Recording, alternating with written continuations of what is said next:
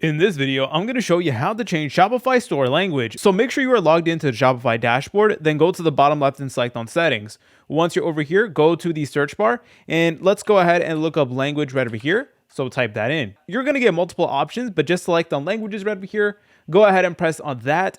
Then afterwards, you want to select on add a language over here. Then from here, you can go ahead and find a language that you want to add. So let's add Spanish for example, but you can go ahead and change it to any other language. You want to then go ahead and press on next.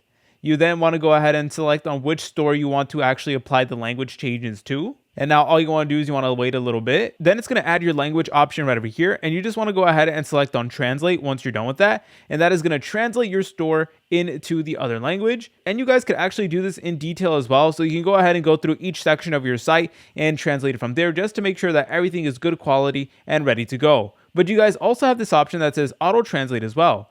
So let's go ahead and do this right over here. Just keep in mind that larger stores may take several hours, but you can leave this page because when you leave the page, it is not going to affect the process at all. All right, so once the translation is finished, then you want to press on these three dots and then select on publish right over here. You guys also have the option that says preview, or you can go ahead and assign it to another domain if you want. And we also do have an option to remove the language entirely. So once you press on publish, your Shopify store will now have a different language. If you guys found this video helpful, make sure to leave a like and subscribe. I'll see you in the next tutorial.